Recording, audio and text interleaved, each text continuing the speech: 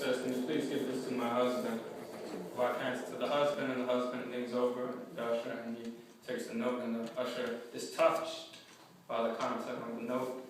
And he says, "Forgive me, but I was eavesdropping, and I looked at the note, and I usher in half, and I think it's really touching that, your wife wrote kiss. She loves you, and she wanted you to know that. She wrote kiss."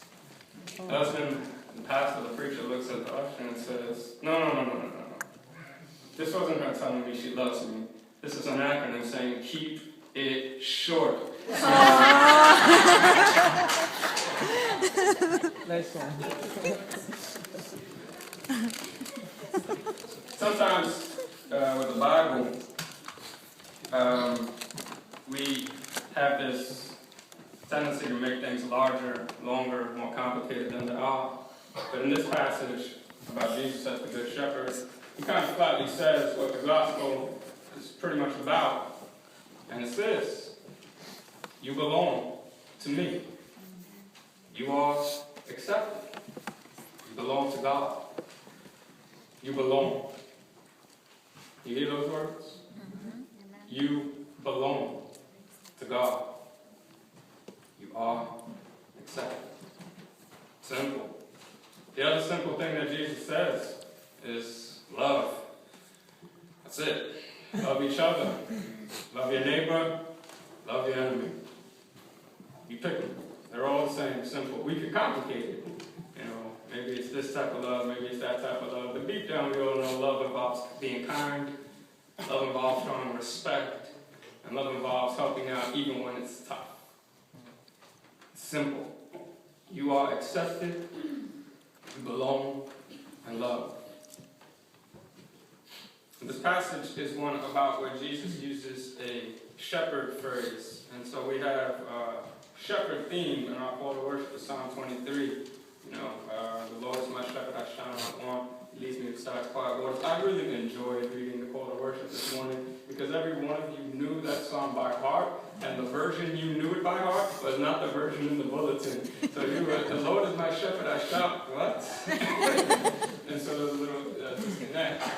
But shepherd theme, Jesus says, I am the good shepherd, which indicates that there's probably a bad shepherd somewhere. I am the good shepherd. You are my flock. You are my sheep. Sheep is a tough image. Generally, when you call people a group of sheep, you are not complimenting them. You are saying that they don't think, that they follow herd mentality. You all heard herd mentality? What's herd mentality? Herd mentality where you pretty much do what the group does. Well, what matters to you most is popular opinion. What the group considers popular is what you consider to be the truth, even if it's not the truth. Herd mentality is where you make sure that your notion of the truth is that you express loudly and clearly what is popular opinion. Herd mentality is where you protect not the truth, not righteousness, but the status quo. Herd mentality is where you get together and you just act and think like a group, and whatever opinion or thought or perspective you may have, if you feel like it differs from the group, you keep it quiet for fear of being ostracized by the group. Whenever we use the term sheep, we generally mean it to be, you're just a bunch of herd. Oh, thank you so much. You generally mean it to be, it's just herd mentality. I grew up in a Pentecostal church at times in my life, and there was this minister, and he was so slick that whenever he was thirsty, he would say, give a round of applause to God, and everybody would be applauding, and then they'll take the sips of water. I feel like I can't do that here. Give a round of applause to God. Why are we doing that? All right? Herd mentality, it can be easy. You know herd mentality. Sometimes you do it when you're on the commute to the train. You just see the group of people walking. You don't think twice about it. You follow them. They could be walking to their doom. You don't think. You just simply follow. Herd mentality can give a source of comfort, but it can be quite dangerous.